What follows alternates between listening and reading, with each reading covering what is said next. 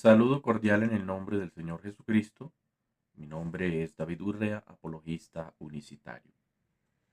En esta hora vamos a seguir mirando a través de la Escritura y analizando si a los discípulos los perseguían por predicar la Trinidad o por predicar el nombre de Jesucristo y obviamente por predicar a Jesucristo. ¿Cómo lo presentaban ellos? ¿Como la segunda persona divina de la Trinidad? ¿O lo presentaban simplemente y sencillamente como Dios y como el Mesías al mismo tiempo? Recordemos que solamente hay un Dios verdadero y es el Padre, lo cual enseñó Jesucristo como un verdadero maestro de Torá, como un judío monoteísta definido, no como un politeísta presentando personas divinas y distintas, coiguales y consustanciales, no. A Jesucristo lo presentaban como el Mesías y como Dios. Y sabemos que bíblicamente hay un solo Dios verdadero, lo cual enseñó Jesucristo mismo, que conocer la vida eterna es conocer al único Dios verdadero. Sabemos que el único Dios verdadero es el Padre. Lo predicó Pablo también en 1 Corintios capítulo 8, verso 6.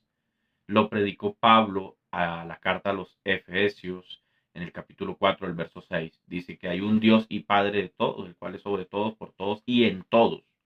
Si Jesucristo es Dios, obviamente tiene que ser ese Padre que está en todos, por todos y en todos. Pero hoy vamos a mostrar qué sucedía en Tesalónica, Berea y en Atenas. ¿Qué hizo la multitud a causa del mensaje que predicaban los discípulos? ¿Y cuál era el mensaje que predicaban los discípulos? Vamos a retomar Hechos de los Apóstoles, el capítulo 17, hasta el verso 6. Vamos a leer y dice así.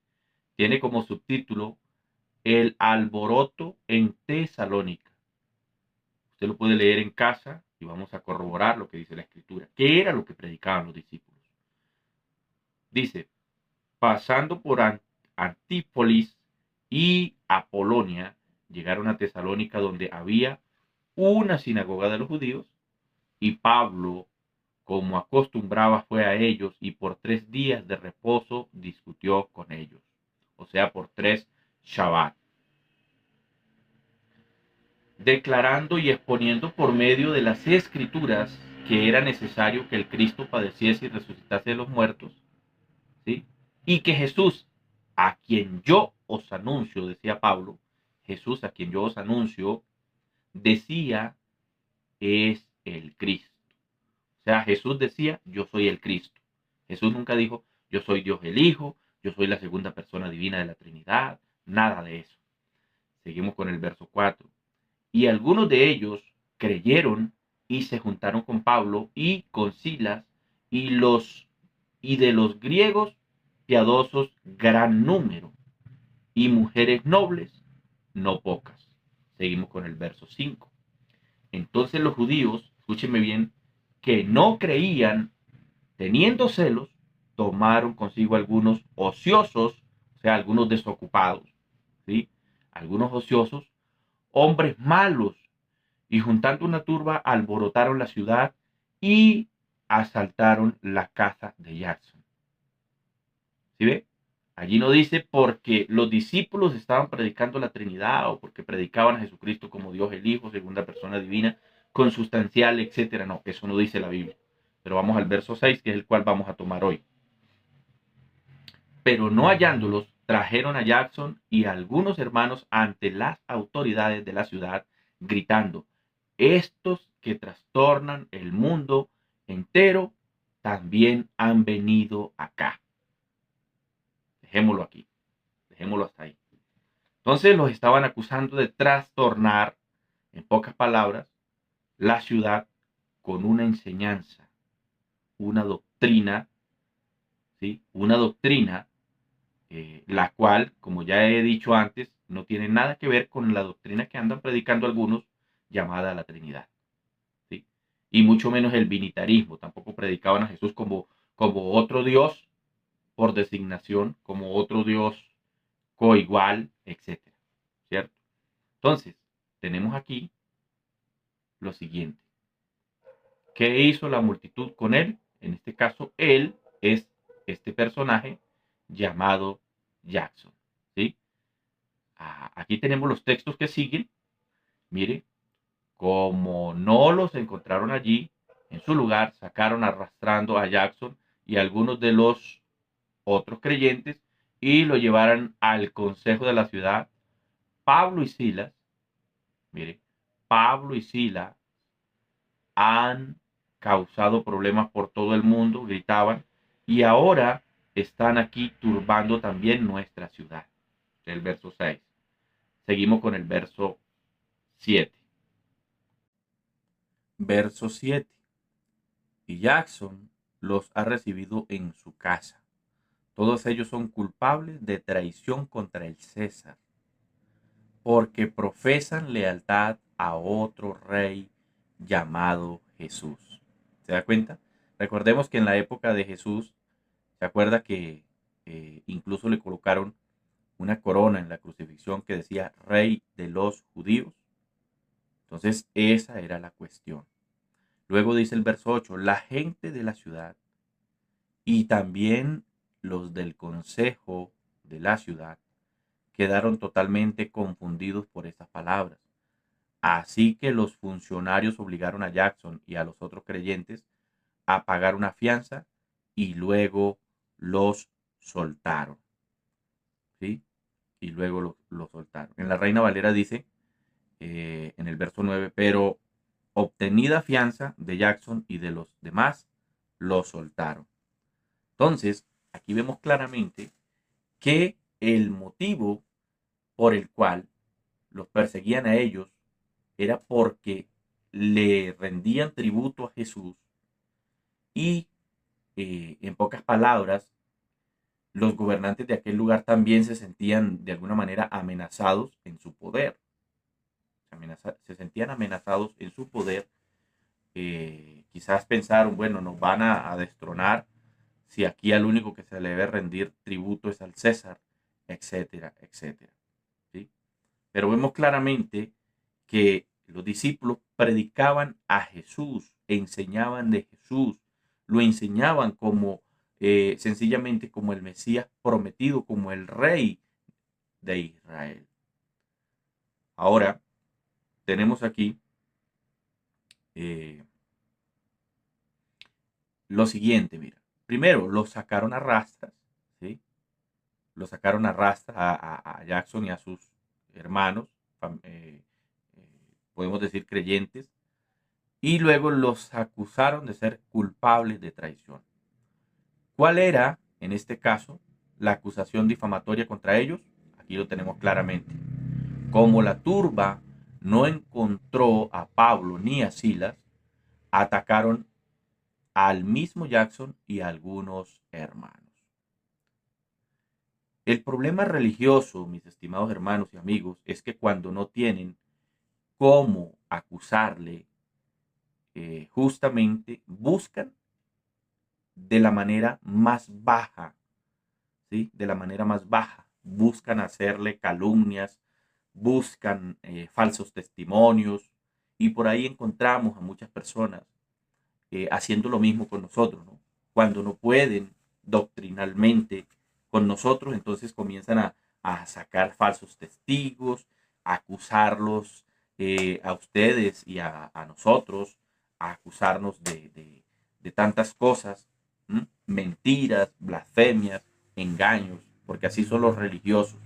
Por eso usted puede ver por ahí por las redes sociales cómo a nosotros nos hacen videos difamatorios, mintiendo contra nosotros, porque como no pueden con la escritura, pues entonces tienen que atacarnos ya, no nuestra doctrina, sino de manera personal. Entonces usted va a conocer quiénes son los religiosos y quiénes son los falsos y quiénes son los mentirosos, los que tienen el espíritu de, de religiosidad, el espíritu farisiaco, el espíritu de saduceos, ¿sí? Los va a conocer usted en ese sentido, que ellos no van a atacar la doctrina, sino que te van a atacar a ti directamente, como el caso, ustedes yo creo que por ahí han visto algunos videos donde me han estado atacando personajes por ahí, a mí en lo personal, poniendo palabras en mi boca que no he dicho, etcétera, etcétera. ¿Sí? Pero mire, aquí vemos que a los discípulos les hacían lo mismo. Ellos fueron, dice aquí, lastimados durante duramente al ser arrastrados y llevados a las autoridades. Lo único que hizo Jackson para merecer la cárcel fue que haber hecho un bien, haber ofrecido hospitalidad a unos hermanos seguidores de Cristo que andaban predicando el mensaje, la buena noticia, la buena nueva. Andaban predicando de Jesucristo, que era Dios manifestado en carne, como lo dice Pablo en 1 Timoteo 3:16. Era lo que andaban predicando de Jesucristo, que era el Mesías, que había muerto, había sido resucitado, había sido sepultado y había sido resucitado al tercer día. Y que debíamos creer en el mensaje que él había predicado. Eso era lo que ellos hacían. Y esta gente, Jackson, por haber dado hospitalidad a los hermanos, estaba sufriendo las consecuencias. Ellos fueron ¿qué? Acusados de traición. Por esto nomás. Otro punto aquí, Jackson y los hermanos perdieron su libertad y eran vestidos como rebeldes y como revolucionarios. ¿Sí? ¿Por qué? Porque los acusaban de actuar en contra del líder o del César. O sea, el imperio siempre ha querido que la gente se doblegue ante ellos. Así ellos no tengan la verdad, pero como es el imperio, entonces hay que hacer y decir y actuar como el imperio ordene, pero así no debe ser. ¿Sí? Si usted analiza, mis hermanos, si usted se va a Hechos de los Apóstoles, el capítulo 5, desde el verso, permítame le digo, desde el verso 12 en adelante, vemos que la Biblia nos muestra que los discípulos hacían grandes maravillas y en el pórtico de Salomón, por ejemplo, fueron hechos varios milagros, ¿sí? Muchos fueron sanados, de muchos echados fuera demonios. Luego vemos que comienza en el verso 17 una persecución contra Pedro y contra Juan. Usted puede leerlo. Los llevaron a la cárcel. Los religiosos, entre ellos el sumo sacerdote de aquella época, que sencillamente no eran los sacerdotes originales, sino que eran impostores, ¿sí? Era gente que realmente estaba allí por burocracia, ¿sí? Puestos por el gobierno corrupto. ¿Mm?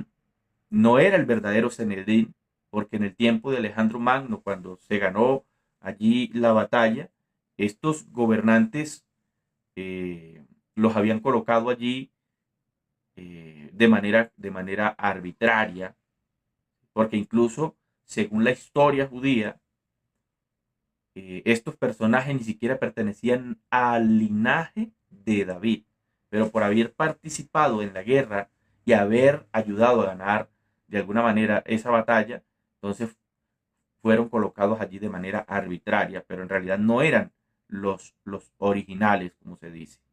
Bueno, esa es otra historia, la cual de pronto en su momento estaré presentando por qué razón digo eso.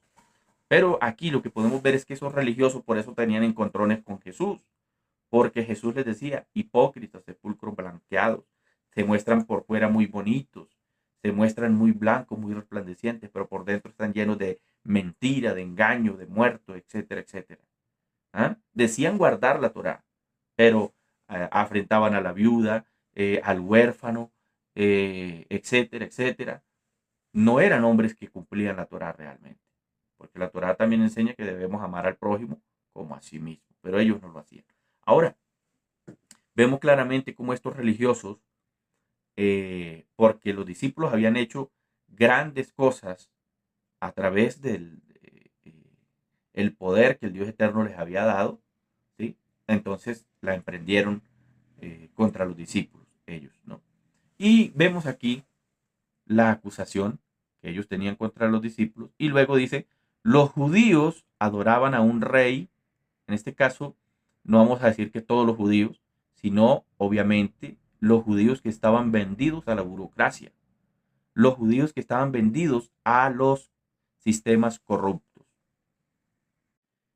¿Quiénes eran esos judíos? Tenemos, escúcheme bien, los saduceos, los fariseos, los esenios, los celotes, que eran personajes sencillamente puestos por la burocracia, como dije ya, de los gobernantes corruptos, ¿no? Entonces, podemos mirar, permítame a ver, permítame a ver,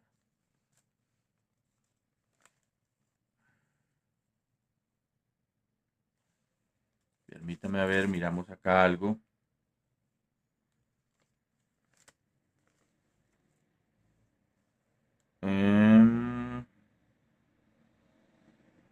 Bueno, estos personajes, llamados los fariseos, los saduceos, los macabeos, los celotes, los esenios, son personajes que, si usted analiza antes de que se hable del Nuevo Testamento, no se habían oído nombrar. Entonces, cuando el pueblo de Israel, ¿cierto? Cuando esta nación va a la batalla y ganan de alguna manera y son libertados de un antecesor imperio, ellos sencillamente. Entonces, el ejército de Alejandro Magno, después de haber ganado la batalla, sencillamente, después de mucho tiempo, los mismos generales de Alejandro Magno, allí hubo una división, según la historia, y hubo una guerra en la cual los mismos judíos apoyaron para ganar de alguna manera nuevamente la batalla y derrotar el ejército que se había rebelado de alguna manera. Y de ahí aparecen los macabeos. Pero había un problema con los macabeos, no eran de descendencia legítima de David. Entonces ellos necesitaban colocar un rey en Israel, pero no tenían sangre judía. Y para ser rey en Israel tenía que tener linaje de David. Para administrar allí en cuanto al sacerdocio tenía que ser obviamente linaje también puro, y obviamente no lo tenía. Entonces, ¿qué sucedió? Ellos, ayudados por el imperio, que ahora había ganado la batalla con ellos, pues fueron colocados a la fuerza. Por eso, este Sanedrín que había allí no era el original, y por tal razón siempre iban en contra de Jesús, porque estaban a favor de la burocracia y de la corrupción que había en Jerusalén en aquel tiempo. Por esta razón era que había tanto odio contra Jesús, porque Jesús siempre los increpaba. Pero el tema aquí es otro, y lo que quiero realmente es que sigamos mirando qué era lo que predicaban los judíos. Bueno, lo llevaron a la cárcel, los discípulos, perdón, lo llevaban a la cárcel, los presentaron ante el rey, y hubo gran alboroto. Dice aquí, muchas personas que vivían en Tesalónica conocían el comportamiento de estos hermanos, incluso las autoridades, y sabían que esto era una mentira, por tanto estaban sorprendidos. Hermano, aquí podemos ver que incluso las mismas autoridades sabían que los estaban acusando falsamente. Muchas veces, hermano, tenemos esa situación que incluso los mismos hermanos saben que nos están acusando falsamente, y ninguno hace nada, ninguno dice nada, ninguno se pronuncia. ¿Por qué? Porque a veces como que nos da miedo hablar, ¿cierto? A veces nos da miedo hablar. En estos días, por ahí hay unos personajes que me andan acusando que yo maldije a no sé quién, a no sé quién más. No, yo no dije yo te maldigo. Yo dije ese señor es un maldito. Una cosa es yo decir ese señor es un maldito, a decir yo lo estoy maldiciendo, yo lo maldigo. No, yo lo maldigo, no he dicho eso. Yo dije es un maldito. ¿Por qué? Porque el que no está en bendición está en maldición. Todo el que anda en idolatría está bajo maldición.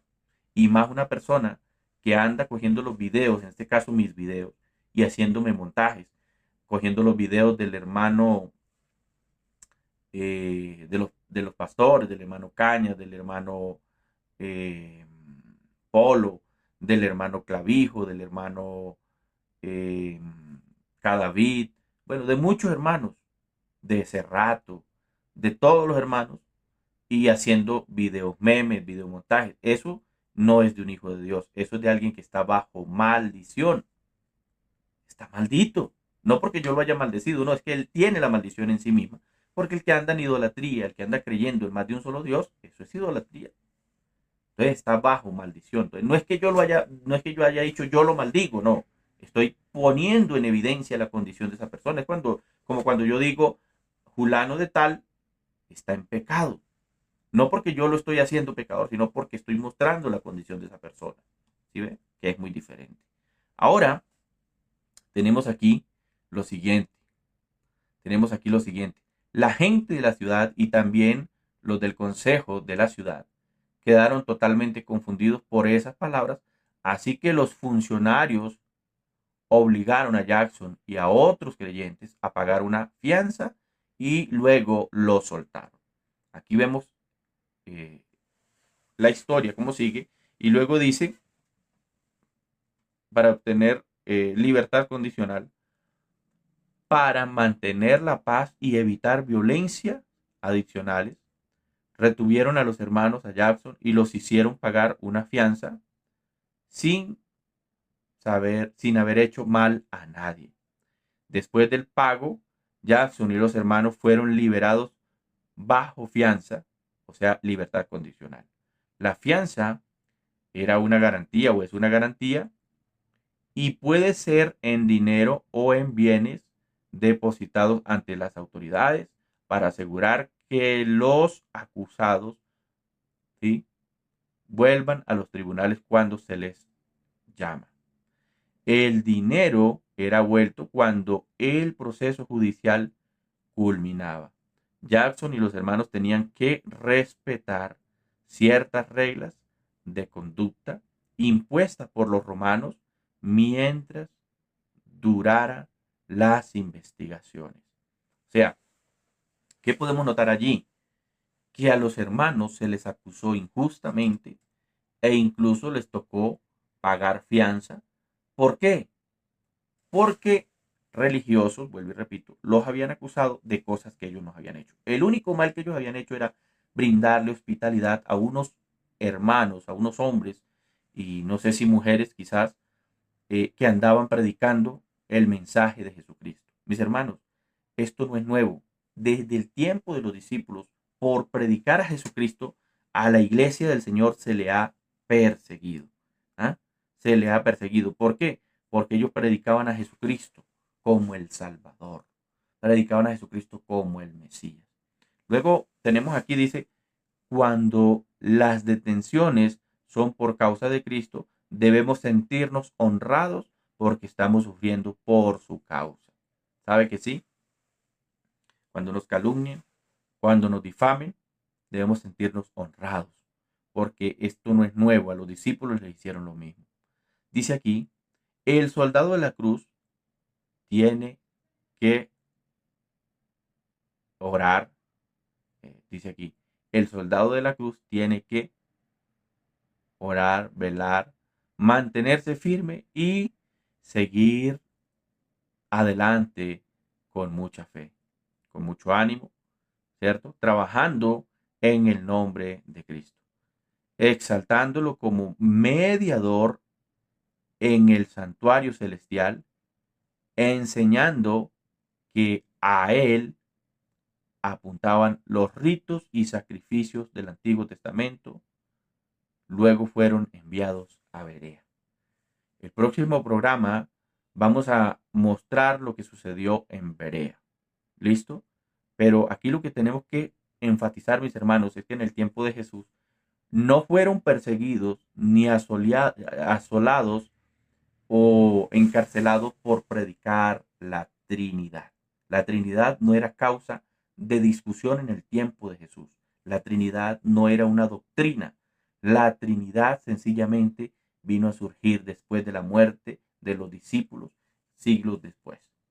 Entonces, para finalizar, aquí tenemos claramente que fueron acusados por supuestamente una traición a César. No fue por predicar la Trinidad, ¿sí?, sino porque se sintieron celosos de que andaban anunciando el nombre de Jesucristo, predicando a Jesucristo como el Salvador de la humanidad, como el Mesías, y obviamente lo predicaban como el Dios eterno, porque Jesucristo fue presentado como Dios, el Dios de Israel, ¿sí? Entonces Entonces, claramente la Escritura nos muestra que no se hablaba de Trinidad en el tiempo de Jesús.